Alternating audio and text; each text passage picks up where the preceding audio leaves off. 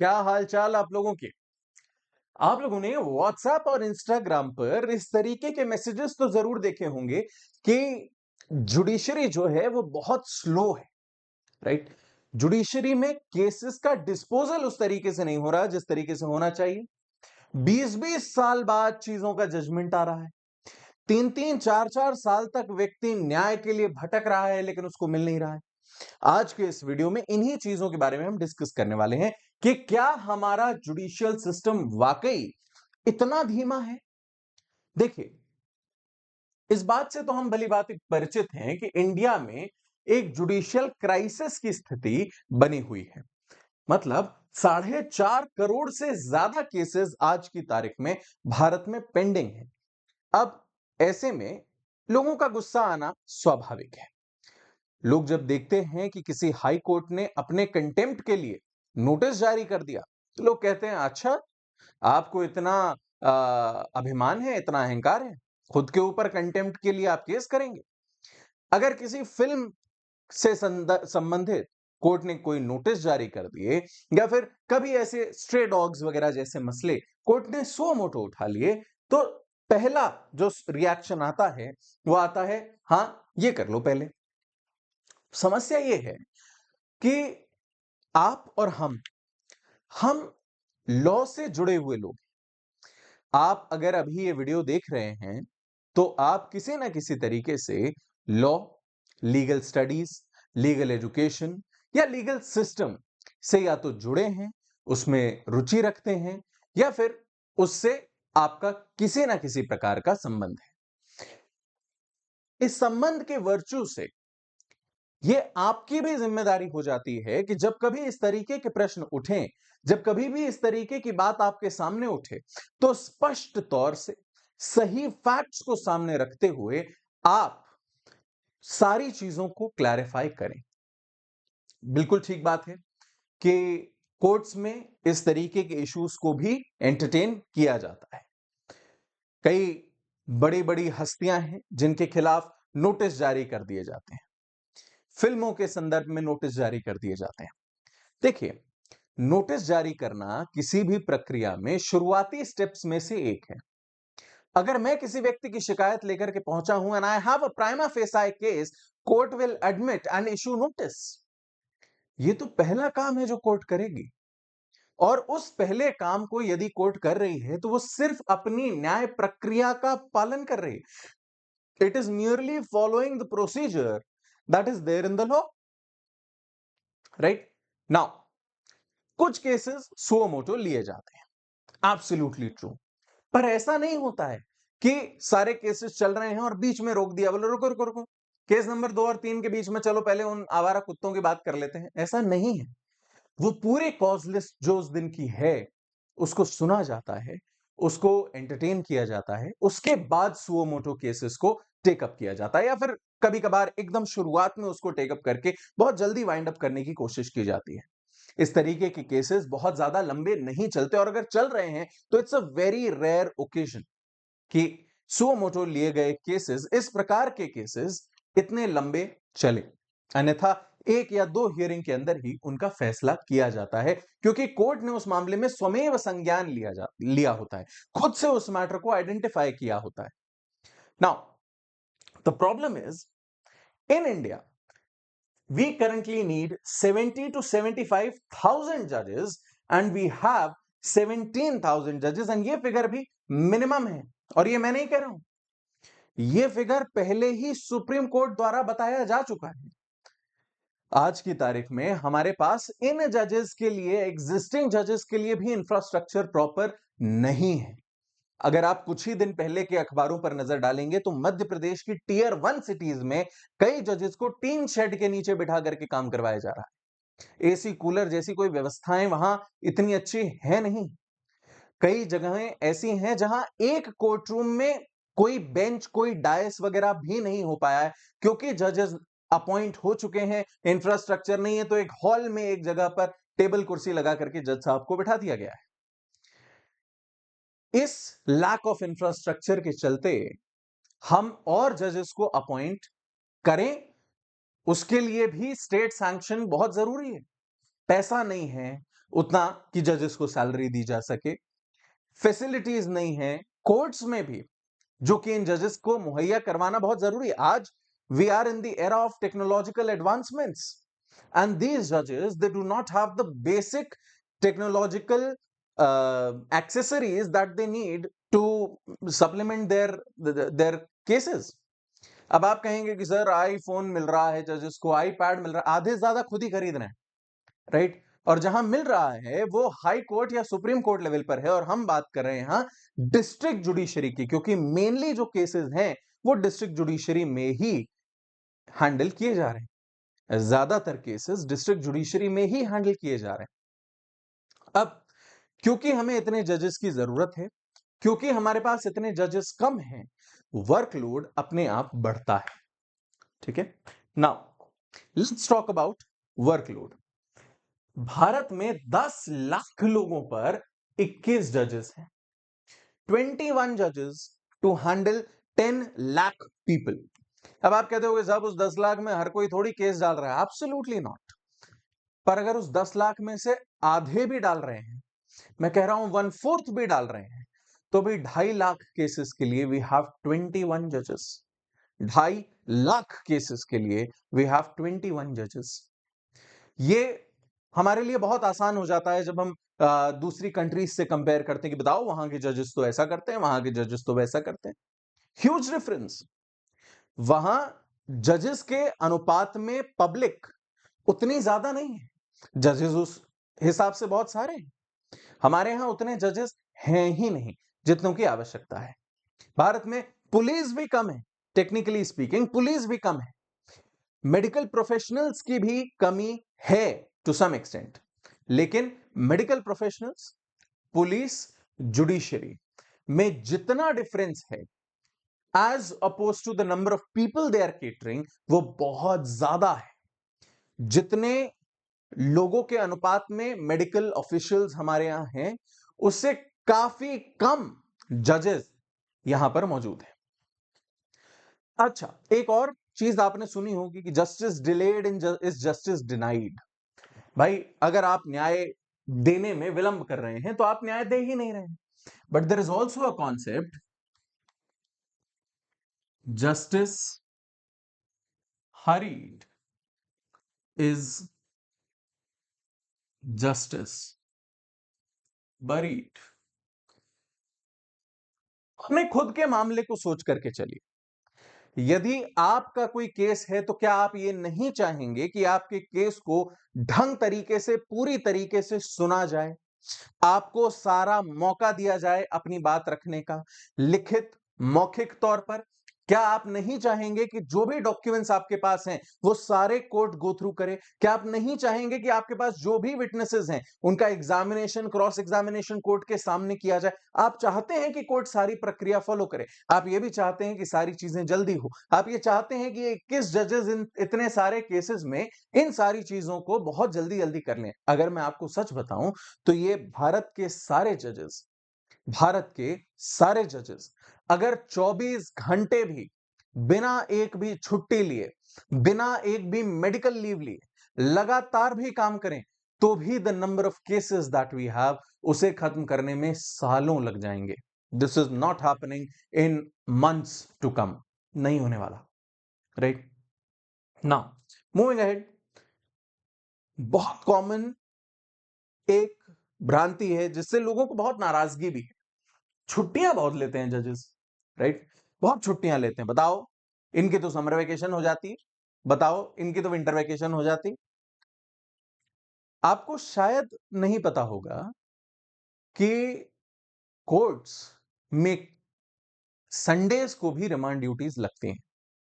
ये जो summer vacations आप सुनते हैं, इसमें क्रिमिनल केसेस कॉन्स्टेंटली चलते हैं। क्रिमिनल केसेस पर कोई बंदिश नहीं होती, क्राइम नहीं रुकता है। आपको क्या लगता है कोर्ट की छुट्टी हो गई, समर वेकेशन, विंटर वेकेशन, तो उतने टाइम ये क्राइम रुक जाएगा, उतने टाइम केसेस नहीं होंगे, बेल नहीं होगी? ऐसा नहीं है। Criminal cases on their side चलते रहते हैं। सिविल केसेस में भी अगर कोई ऐसा मैटर हो जिसमें अटमोस्ट अर्जेंसी दिखाई दे रही हो, तो उन मैटर्स को भी वेकेशन बेंचेस के सामने पुट अप किया जा सकता है, वेकेशन बेंच भी बैठती हैं। लेकिन सर बाकी के लोग छुट्टी क्यों लेते ही क्यों हैं, सारे क्यों नहीं चल देते? इसलिए क्योंकि आज मैं सुबह बैठा, समझिएगा, सामान्य रूप से मैं आज सुबह बैठा, मैंने आज के सारे केसेस की स्टडी करी जो मुझे हैंडल करने हैं। उसके बाद मैं जाकर के कोर्ट में बैठा। दिन भर होते होते होते होते शाम हो गई। शाम तक मैंने उन सारी चीजों को सुना। अब मैं उन सबके नोट्स बना रहा हूं। मैं सबके जजमेंट्स नहीं लिखवा पा रहा हूं, क्योंकि जजमेंट्स आप चाहोगे कि वो स्पीकिंग ऑर्डर हो, उसमें सारी चीजें मेंशन हो, आपकी कही बातें मेंशन हो, आपकी प्लेंट में लिखी चीजें मेंशन हो, डब्ल्यूएस में लिखी चीजें मेंशन हो।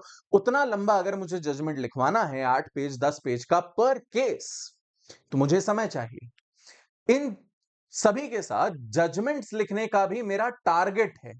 मुझे n number of judgments x duration में लिख करके देने हैं। वो कर पाना क्योंकि मेरे लिए संभव नहीं हो पाता है, इसलिए इन वेकेशंस में मेरी जजमेंट्स का बैकलॉग क्लियर करने का टास्क होता है। मेरी ट्रेनिंग होती है, क्योंकि आप ये भी चाहेंगे कि जो भी नए नुआंसेस आ रहे हैं, जो भी नए डेवलपमेंट्स हो रहे हैं लॉ में, जो नए कानून आ रहे हैं, उनके लिए इन जजेस को ट्रेन किया जाए।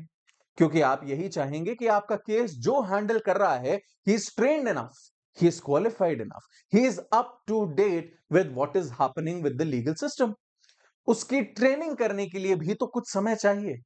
इस वेकेशन में वो ट्रेनिंग भी होती है, इस वेकेशन में सेमिनार्स होते हैं, इस वेकेशन में जजमेंट्स लिखे जाते हैं, क्योंकि ये करने के लिए और कोई समय है नहीं। जजेस हैं, रोबोट्स नहीं है।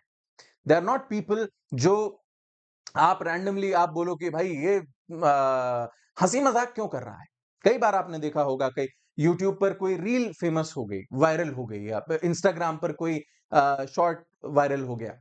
उसमें आपने देखा भाई जज साहब वकील साहब से हंस हंस के बातें कर रहे हैं। बोले हाँ जज साहब आप हंस लो, हाँ केसेस तो गए तेल लेने। भाई इंसान है, वो वकील भी इंसान है, जज भी इंसान है। सामान्य रूप से जब केसेस के बारे में चर्चा हो रही है, तो उसमें जज और वकील आपस में एक ऐसा बॉन्ड शेयर करते हैं कि जहां पर बातचीत होना स्वाभाविक है। आप अपने कलीग से क्या बात नहीं करते? आप जब अपने ऑफिस में होते हैं, क्या आप सिर्फ सुबह से रात तक एक टक अपने स्क्रीन को देखते रहते हैं? क्या आप बीच में ब्रेक्स नहीं लेते? क्या आप अपने अड़ोसी पड़ोसियों से बात नहीं करते? What are you expecting these जजेस टू डू? क्या ये बात नहीं करेंगे? ये एब्सोल्युटली करेंगे, because there is some human in those people who are relentlessly working. Now cases में समय तो लगेगा। समय इसीलिए लगेगा क्योंकि इतने सारे केसेस हैं, इन सबको हमें डिस्पोज करना है, इन सबको हमें जज करना है। सिर्फ डिस्पोज नहीं करना है, हमें न्याय करना है। इन जजेस को न्याय करना है। क्यों डिस्पोज करना है तो उनको क्या करना है? Dismiss, allow. But that's not it, right? इससे तो अन्याय होने की संभावना बढ़ जाएगी। So that brings me to another point कि आज की तारीख में हर जज ऑन एन एवरेज 100 से ज्यादा केसेस को टेकअप करता है। टीयर 1 सिटीज में कई सारे ऐसे भी शहर हैं जहां 300 साढ़े 300 केसेस की कॉज लिस्ट बनती है पर डे। 300 साढ़े 300, आप 300 साढ़े 300 पेजेस पढ़ सकते हैं एक दिन में।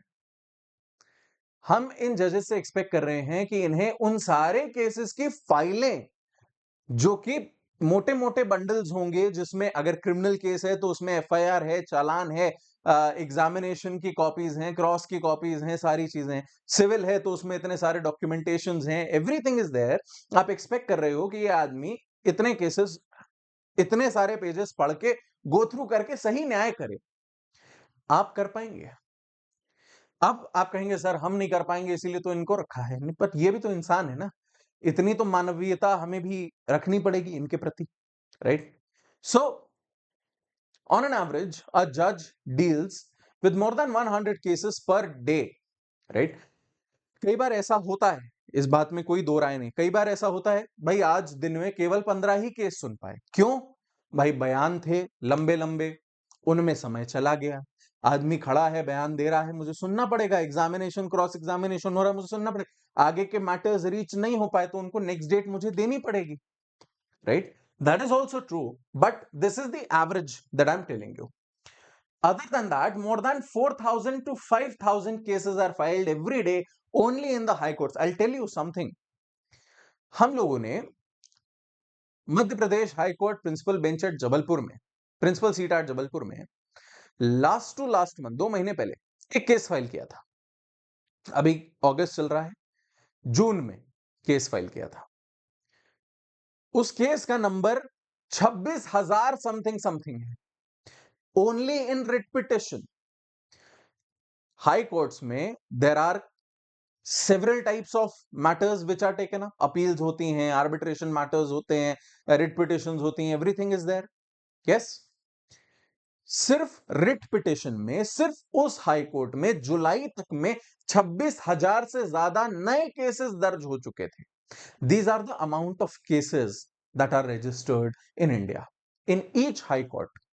आप डिस्ट्रिक्ट कोर्ट के लेवल पर आ जाओ, अगर टीयर 1 सिटीज में देखो तो लगभग 8,000 केसेस आपको ऑन अ रेगुलर बेसिस दिखाई देंगे, राइट। अगर आप दिल्ली चले जाओ, दिल्ली में 8 से 10,000 केसेस रोज के फाइल होते हैं, एवरी सिंगल डे। मैं सारी कोर्ट्स का मिला करके बता रहा हूं, किसी एक कोर्ट का नहीं। दिल्ली में there are multiple district courts, right. I am talking about the NCT. NCT of Delhi में डेली 10,000 से ज्यादा केसेस फाइल हो रहे हैं।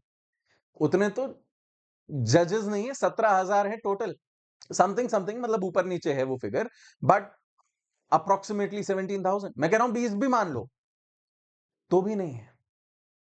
ये जजेस के करने के लिए 2 दिन का काम थोड़ी है। And then we have a dire need of more जजेस एंड न्यू जुडिशियल रिफॉर्म्स। बहुत जरूरी है नए जजेस की, बहुत जरूरी है जजेस को ट्रेनिंग इंपार्ट करने की। देयर आर सीनियर जजेस, वेरी सीनियर जजेस who are not as take savvy, उन्हें टेक savvy करने की जरूरत है। देयर इज अ नीड कि नए रिक्रूट्स लिए जाए, भर्ती की जाए, but unfortunately we have a 3-year practice rule in place today, जिसकी वजह से और लोग थोड़ा डिस्करेज हुए हैं to enter into services. But this has opened a new avenue to those people जो पिछले 2 या 3 साल से प्रैक्टिस के साथ अपनी तैयारी कर रहे थे and they were enable to crack it. Now is the time जब उनके पास एक एडवांटेज है। You can start and go ahead in this competitive examination. You have a head start now. Since इतने समय से आप प्रैक्टिस कर रहे हैं, you have the practical exposure, you have the eligibility requirements, go for it. And जो लोग ये बोलते हैं कि यार सर 3 साल में तो हमारी प्रैक्टिस ही अच्छी जम जाएगी, करके देखो। अगर आपके पास बैकिंग नहीं है, अगर आपके पास एक सपोर्टिव सीनियर नहीं है, अगर आप जेनरेशनल वकील नहीं हैं, तो 2 से 3 साल में प्रैक्टिस जमा पाना बहुत मुश्किल होगा दोस्त। प्रैक्टिस जमाने के लिए आपको 5 से 7 साल लग जाएंगे। और अगर कुछ परिस्थितियों में, अगर आप ऐसे शहरों में हैं जहां पर कंपटीशन अच्छा है, लॉयर्स अच्छे हैं, एडवोकेट्स अच्छे हैं, तो संभव है कि आपको 8 से 10 साल खुद के पैर जमाने में लग जाए। वकालत अपना खुद का काम है, इतना आसान तो नहीं होता। हालांकि मैं ये नहीं कहूंगा कि बहुत मुश्किल होता है, कर ही नहीं पाओगे वगैरह वगैरह, लेकिन वकालत समय मांगती है भाई, टाइम लगता है। और वो टाइम अगर आप देने के लिए तैयार हैं, गो फॉर इट। अदरवाइज अगर इतना समय आप दे चुके हैं और अभी भी आपके मन में थोड़ा से भी वो ज़ील है कि नहीं यार मैं प्रैक्टिस करके देखता हूं, अपीयर होके देखता हूं इस एग्जामिनेशन में, डू इट।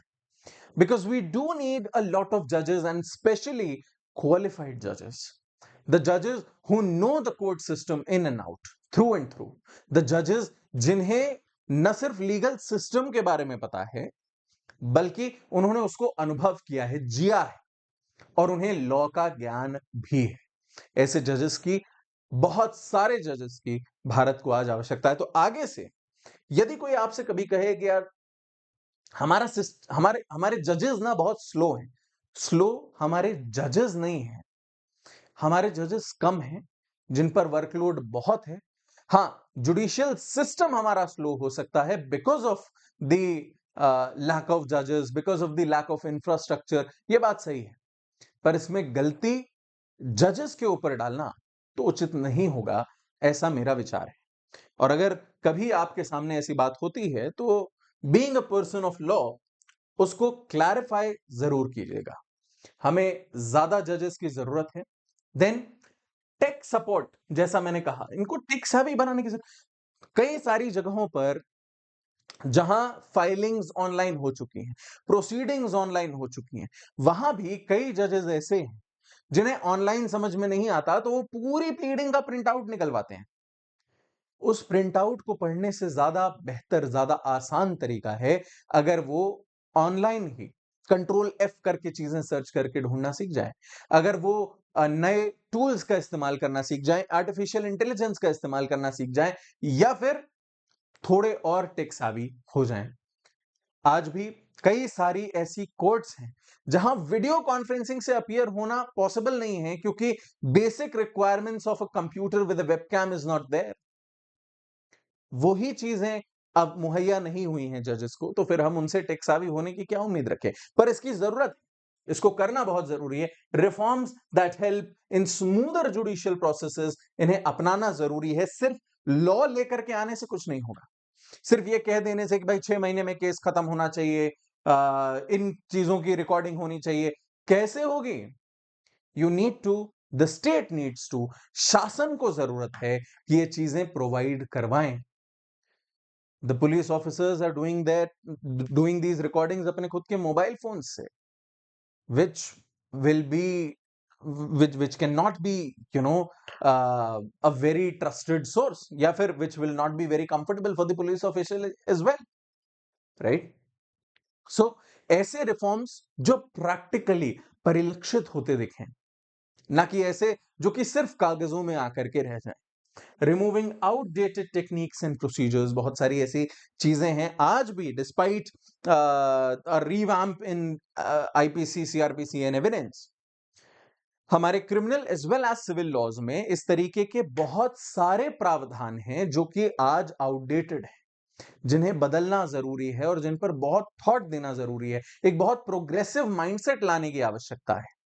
उसके साथ हो सकता है हम इन जजेस का बर्डन थोड़ा कम कर पाए, क्योंकि उसको अभी खत्म कर पाना तो संभव नहीं। और इन 4.5 करोड़ केसेस की पेंडेंसी में हर एक जज अपनी तरफ से अपना बेस्ट देने की कोशिश करता है। अब इस बीच में यदि कोई सुओ मोटो केस ले लिया जाए, यदि कभी किसी वकील से हंस बोलकर बात कर ली जाए, तो इसके लिए उन्हें एडवर्सली जज करना ठीक नहीं है दोस्त। That's all from my side. बस अंततः मैं आपको ये बताना चाहता हूं कि अभी भी छत्तीसगढ़ और उत्तराखंड से संबंधित आपका ये प्रीलिम्स टेस्ट पैटर्न पर होने वाला कॉम्प्रिहेंसिव कवरेज इज लाइव। आप अभी भी ₹1 में इस पर एनरोल कर सकते हैं, right? And secondly, we are regularly coming up with the best offers to ease your studies, to help you in your judiciary preparation. तो इनसे संबंधित बाकी जानकारी के लिए आप अनअकैडमी की वेबसाइट पर जा सकते हैं, या फिर 8585858585 5 बार 85 डायल करके और जानकारी ले सकते हैं रेगुलरली चल रहे ऑफर्स के बारे में। इससे आपकी पढ़ाई और ज्यादा आसान होगी और आपको मौका मिलेगा इन सर्विसेज में जाने का, जो सर्विसेज अभी तक बहुत ज्यादा एस्पिरेशनल कही जा सकते हैं। That's all from my side. Thank you so much. Have a great day.